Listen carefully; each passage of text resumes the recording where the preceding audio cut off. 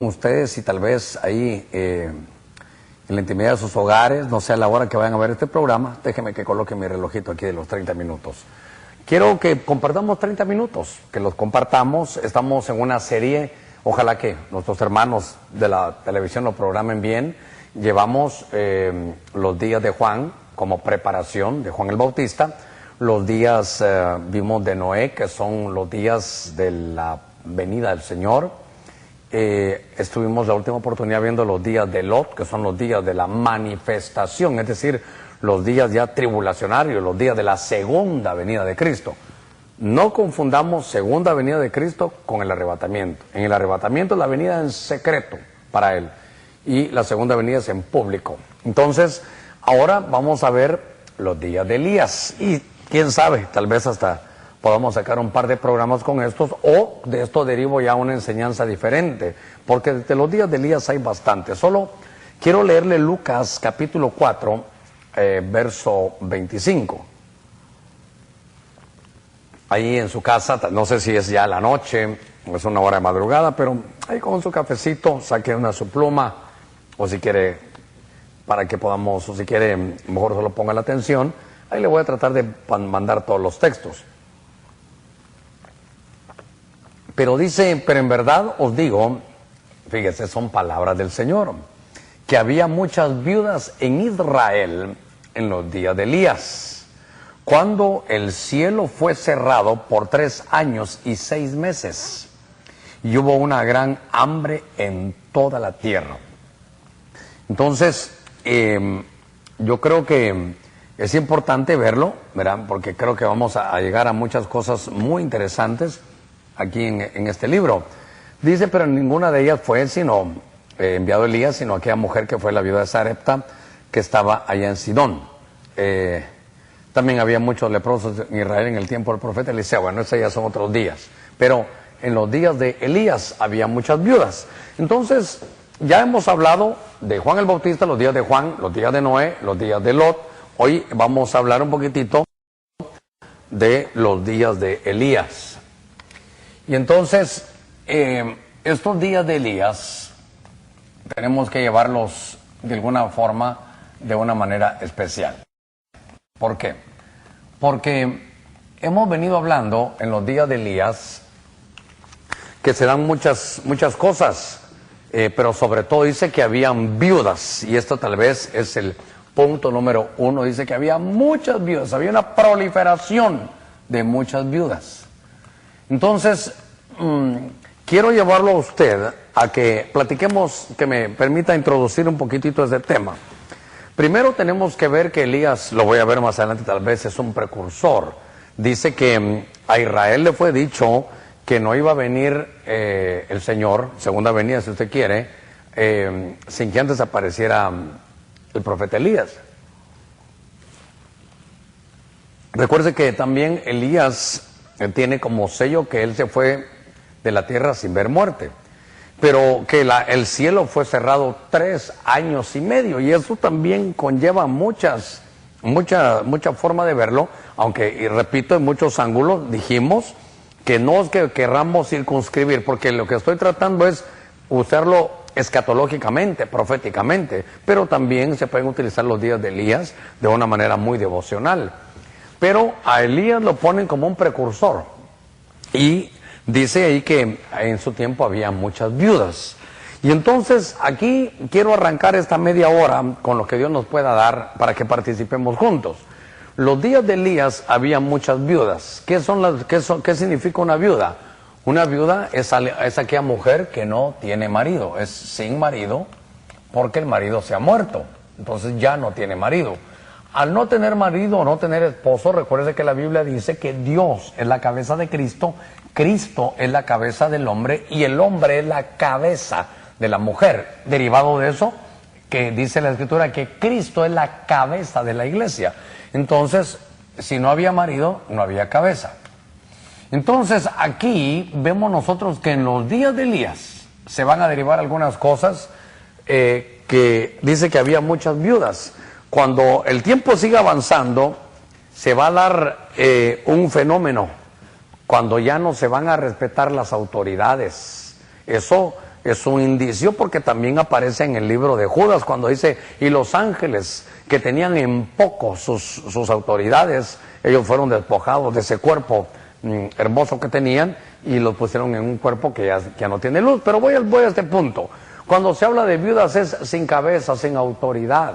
Entonces es un ataque que va directo a las cabezas y de ahí derivámonos, al decir cabezas es que no se reconoce autoridad. Y no solo estoy hablando que los días de Elías es que no se reconoce autoridad nada más en la iglesia, no, a nivel familiar, a nivel secular, a nivel privado, ya no se respetan las autoridades. Y eso nos hizo pensar que también lo que se daba era, en los días de Elías, había un movimiento jezabélico tremendo. Había un fluir que no voy a... hablar de Jezabel es muy largo, es solo un tema, pero el espíritu de Jezabel es un espíritu que no es que sea femenino, sino es un espíritu que no reconoce autoridad, que odia el ministerio profético, que quiere estar solo y que también dice la Biblia en Apocalipsis que tengo contra ti, le dicen al pastor de esa iglesia, que toleras a Jezabel, que en ella se dice, nadie la reconoce, ella se dice ser profetisa y seduce a mis siervos. Entonces el movimiento jezabelesco es que aunque nadie lo reconozca, se autodenominan, les encantan los títulos. Pero Jezabel, el movimiento jezabélico, ¿qué es? Es que quería quitarle la cabeza al profeta Elías. Le dijo así, el Señor me haga y así me añada, si mañana a estas horas tú no estás con la cabeza ya quitada porque has hecho esto a los profetas. Entonces, note que es un movimiento contra las autoridades, es una iglesia, note que puede ser afectada. ¿Por qué? Porque es una iglesia sin cabeza, no hay autoridad. Y ahí que hacen, mire, yo voy a un lugar donde ahí no hay pastor, todos predicamos. Yo voy a un lugar, ahí no hay pastor, ahí solo los visitamos en las casas. Yo no voy a una iglesia, pero ahí no hay pastor. Ahí lo único que hacemos es que cada uno da lo que tiene. Cuidado, eso ya están viviendo ustedes los días de Elías, porque así va a ser cuando el Señor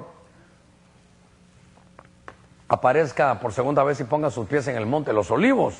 Entonces, también tenemos que notar que este fluir de no reconocer cabezas es no a las autoridades, es no a la autoridad. También había no solo autoridad, no solo había una proliferación de viudas, no, que esto conllevaba, número 3, una proliferación profética, una proliferación de profetas. Había muchos profetas en aquel tiempo, pero eran profetas que venían de Jezabel, proliferación profética.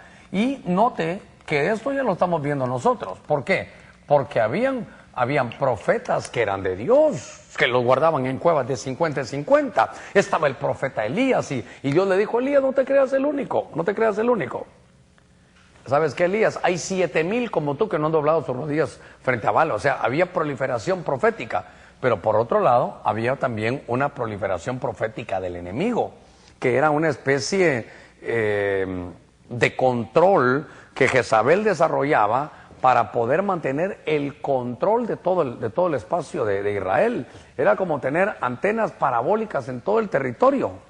¿Para qué? Para estar ella informada de todo lo que sucedía. Algunos predicadores muy agresivos dicen que ellos tienen algunas lecturas donde dice que estos profetas eran amantes de Jezabel. Por eso, note cómo una cosa conlleva a otra. Porque la mayoría de profetas falsos lo que van es detrás del dinero, detrás de las mujeres y detrás también de lo inmoral. Pero eso pasaba en los días de Elías, era una proliferación profética tremenda, pero del bien y del mal. Y hoy me parece que aunque no estemos en medio de la gran tribulación ni nada por el estilo, pero estamos viendo los inicios de los días de Elías.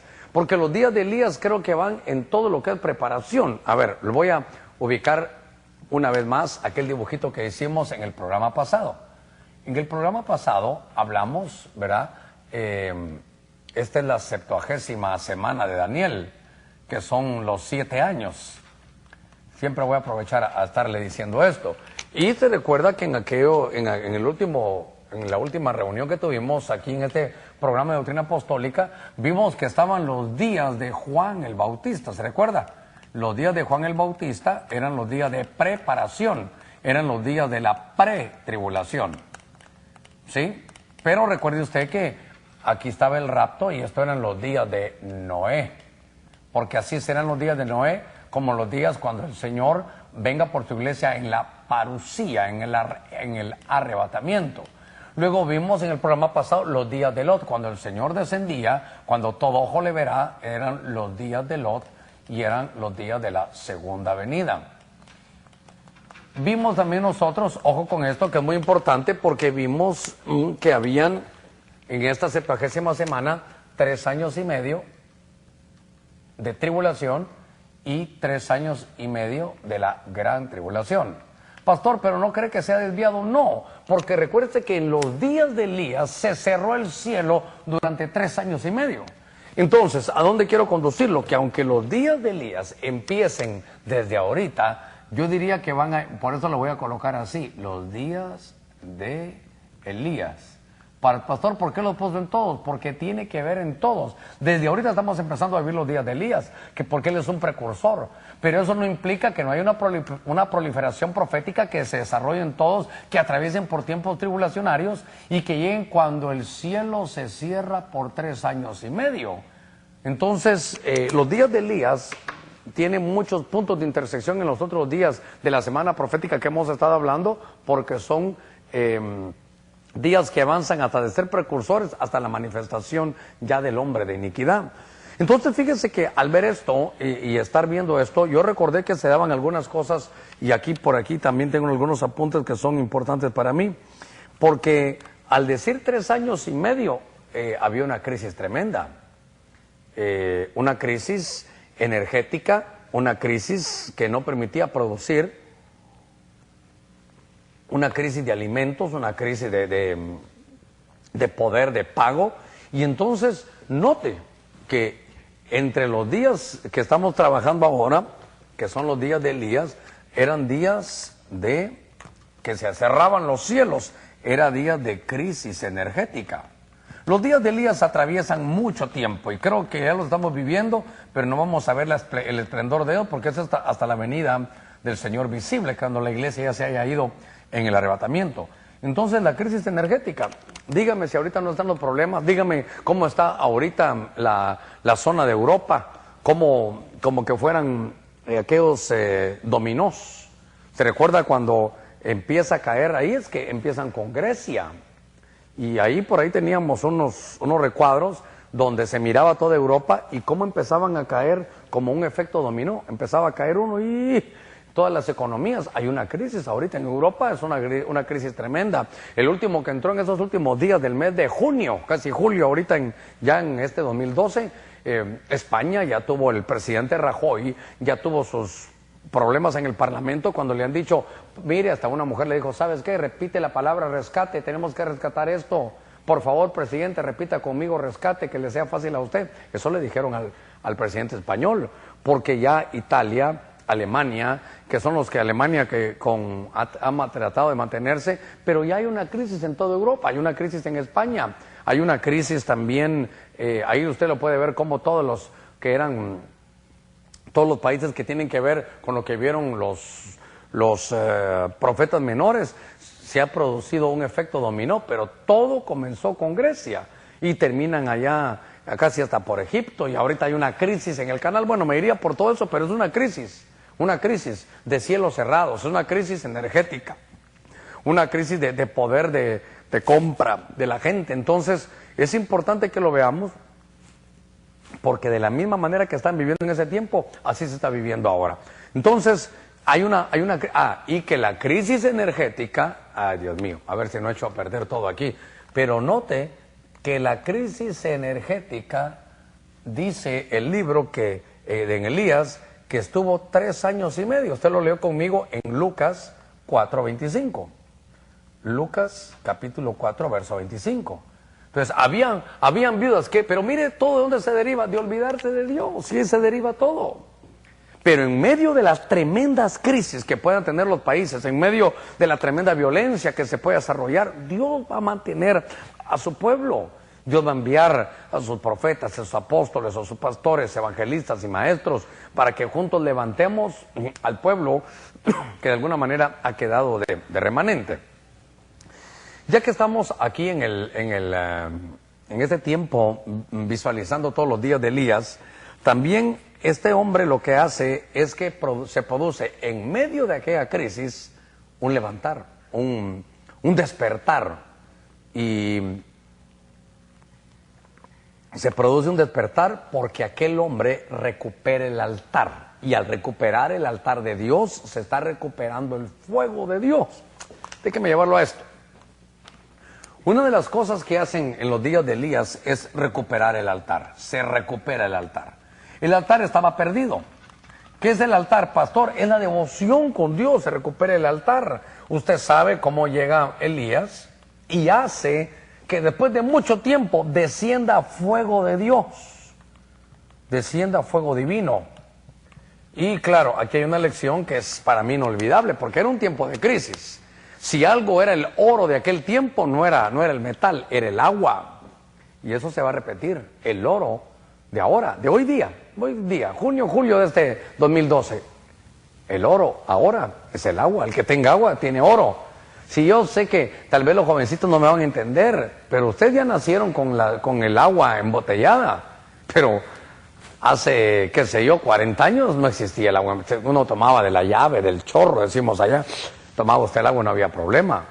Entonces, los círculos proféticos se cierran. ¿Por qué? Porque el agua fue el oro en los días de Abraham, cuando había sequía. En los días de crisis, el agua. En los días de Isaac, el agua. Dice que él solo cavó los pozos de su padre. Y usted se va a dar cuenta, dos puntos que son importantes, que ahora, en unos años, el agua va a ser el oro. Ya es, pero en unos años el que tenga agua es el que va a lograr grandes cosas. Y entonces yo quiero llevarlo a que en aquellos días lo más valioso era el agua, y que había que recuperar el altar. Usted sabe que aquel hombre Elías hace un altar con 12 piedras, y entonces no trae fuego humano, no, que le dice: Señor, si esto es para ti, si tú te apiadas de mí, si yo soy tu siervo, te pido que envíes el fuego del cielo. Y Dios lo envía. Pero me llamó la atención que ¿qué hizo? ¿Qué era lo más valioso? No era el metal, no era el dinero, sino era el agua.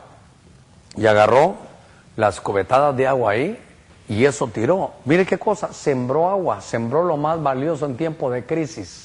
Sé que puede mantenerse muy trillado, sé que esto, usted ya lo pudo haber oído predicado, pero a veces es predicado por una proliferación de profetas que solo les interesa el dinero. Pero cuando yo veo esto, digo, en tiempo de crisis, ¿sabe qué? Déjeme que le dé un consejo, como buen pastor. Como yo quiero ser un buen pastor. En tiempo de crisis es cuando usted no se debe olvidar de darle a Dios. Dele a Dios donde va, no dé de más, dé lo que le toca a usted dar, délo ahí a la iglesia donde va, pero délo con corazón. Dígale: Señor, esto es lo más valioso y te lo doy a ti. Ahora, el pastor bueno es: no, hermano, si no puede, no dé. ¿Sabe qué le está diciendo? Si no puede, no dé, no dé, no dé, y así más adelante nunca va a tener, porque nunca sembró. Pero entonces, al que te diga a ti, al que te trate de mover tu fe para no dar, yo creo que solo te está diciendo que lo que quiere que te empobrezcas. Y creo que si lo revisamos a él tampoco da nada. Por eso es que eso enseña. Por eso, ¿sabe cuándo tiene fuerza la palabra? Cuando el que la predique la vive. Cuando, si decimos vamos a dar, es porque damos. Si decimos vamos a invertir, es porque invertimos. Cierto hombre dice que se dio cuenta, oyó una prédica de él. Había una actividad y pusieron a un hombre a dar una enseñanza de pequeñita, de 10 minutos para la ofrenda, y dice que dio un tema tan hermoso, bien llevado, pero dice que él, ¿verdad?, oraba y con un ojo abierto dijo: a ver cuánto da este que dijo, y dio la gran oración, dio el gran mensaje, y no, él no dio ni un centavo. Entonces eso no tiene fuerza. Cuando uno obedece a la doctrina, eso hace que se produzca un cambio, que Dios conteste, que se vea el fuego de Dios. Y entonces yo veo que en los días de Elías es cuando tenemos que recuperar el altar. Déjeme que le diga, déjeme que nos digamos algo a todos. Y ahí voy yo también. ¿Tenemos altar en la casa? ¿Tenemos un momento de donde podemos ir con Dios y darle lo mejor? Darle nuestro tiempo. Tal vez, hermana, a usted le gusta la novela y decir: no voy a ver la novela, voy a buscar de Dios ahora. Tal vez usted está contento hasta con la Eurocopa, viendo sus finales y todo, y Dios le dice: ¿sabes qué? ahorita no vayas, quiero que me dediques a mí. Eso es levantar altar. Eso es darle al Señor de nuestro tiempo, eso es darle al Señor de lo mejor. Eso sucedió en los días de Elías. Entonces, en los días de Elías había crisis, pero Elías siempre comía. A Elías nunca le hizo falta nada. Y eso que lo mandaron con la viuda de Sarepta, porque Sarepta es para refinarlo a él. Pero note que en medio de las crisis de Elías nunca le faltó nada de comer. Cuando se habla de los días de Elías, tienen que ver con los días de Eliseo que están después. Pero note que en los días de Elías también había una juventud. Cuidado con esto. Había una juventud que se burlaba. Fíjese. Era una juventud olvidada de Dios. Era una juventud que todo su tiempo, su mejor tiempo de mayor fuerza, no se lo dieron al Señor. Era una juventud burladora. Esto también lo podemos poner en los días de Eliseo, porque Eliseo lo vio. Se burlaban de Eliseo y le decían, a ver, sube tú. Y como no tenía pelo, sube tú, calvo, sube. Entonces va a venir como los padres no se han preocupado, y esto para nosotros es importante, como los padres no se preocuparon, no le inocularon ese bendito evangelio a sus hijos y se hicieron una juventud burladora. Entonces también por eso le decían, ¿y tú cuándo te vas a ir? Y sube pues, así como subieron, como que fueran mentiras del arrebatamiento. Va a haber una juventud burladora, van a haber predicadores que negarán la venida del Señor, que negarán, si no la venida, porque son los días de Elías, van a negar el arrebatamiento, se van a burlar del arrebatamiento. Tú te vas a dar cuenta, vas a oír predicadores connotados, súper famosos, que ahora dicen que el Señor ya no viene, que ahora dicen que no hay arrebatamiento. ¿Por qué? Porque es parte de los círculos que nosotros tenemos que ir viendo que se van cerrando. Déjeme avanzar todavía un poquitito más, porque en aquellos días se desarrolló algo muy importante que quiero yo tocarlo. En los días de Elías, usted mira que cuando Elías se va arrebatado. Entonces, en esos días de Elías, vemos que había una burla tremenda. Y es que los días de Elías, ¿verdad? Preparan ahí y veo yo que Elías es arrebatado. Pero note usted algo que me llamó la atención aquí, que cuando él se va, le dice Eliseo, mire el legado que dejó. Le dice, Padre mío, carros de fuego y gente de a caballo. Entonces, lo que vemos nosotros ahí en los días de Elías es que se recuperó no solo el altar, sino había lo que hoy se llama la paternidad. Paternidad.